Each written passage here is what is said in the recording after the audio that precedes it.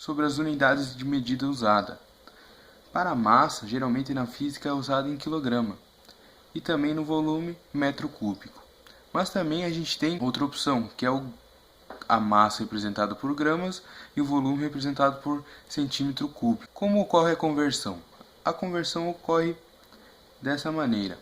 Se você quiser converter grama, centímetro cúbico em quilograma, metro cúbico, multiplica por 1000. E se quer o ato contrário, faz o inverso, que é dividido por 1000. O conceito de densidade é geralmente usado quando a gente fala no corpo inteiro, quando a gente quer calcular a densidade desse corpo inteiro aqui. E massa específica é quando fala em substância,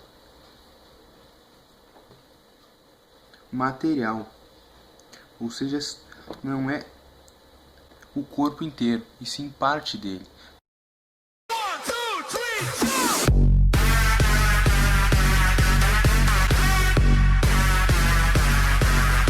Vou falar um pouquinho de pressão hidrostática. O que é pressão hidrostática? É a pressão que está sendo exercida em um determinado ponto em uma substância parada, em um recipiente parado.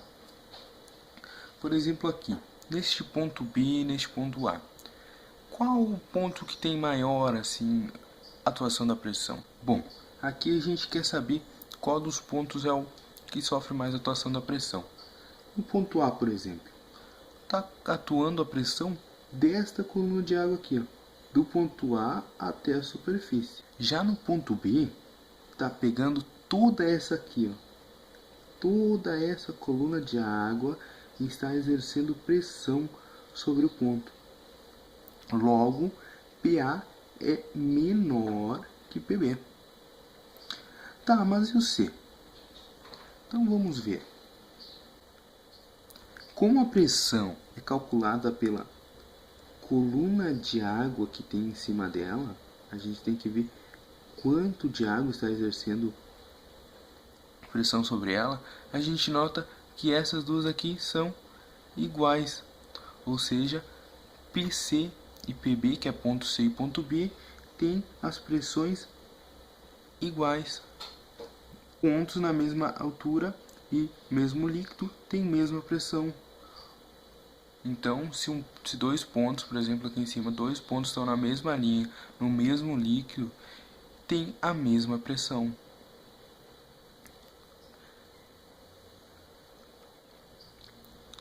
Por exemplo, aqui também todos esses pontos A, B, C, D, E e F têm a mesma pressão. Não importa se aqui tem mais ação de água, aqui. Todos eles estão na mesma profundidade. Se a gente medir desse daqui para aqui, é o mesmo que daqui para aqui. Ou seja, esses a mesma pressão.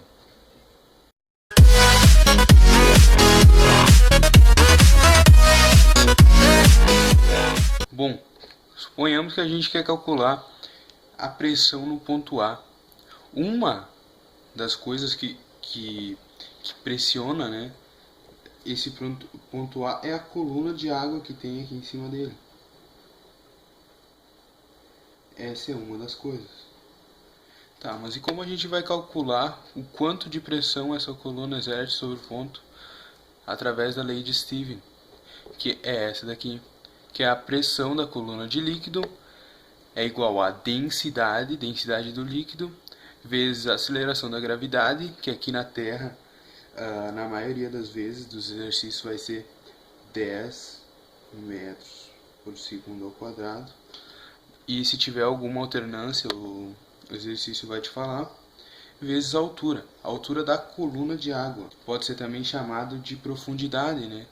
Ou a altura que o ponto está da superfície do líquido. Tomem cuidado com essa altura aqui, que não é a altura do ponto até o chão, entende? É da altura da coluna de líquido, então tomem esse cuidado. Mas quem que faz pressão nesse ponto A além da coluna de água? Aqui, ó, a gente percebe que tem colisão de moléculas, ou seja, a pressão atmosférica também exerce uma força sobre esse ponto A. Então, pressão se dá a pressão atmosférica mais pressão hidrostática, que é a pressão da coluna de água. É daí que sai o resultado final.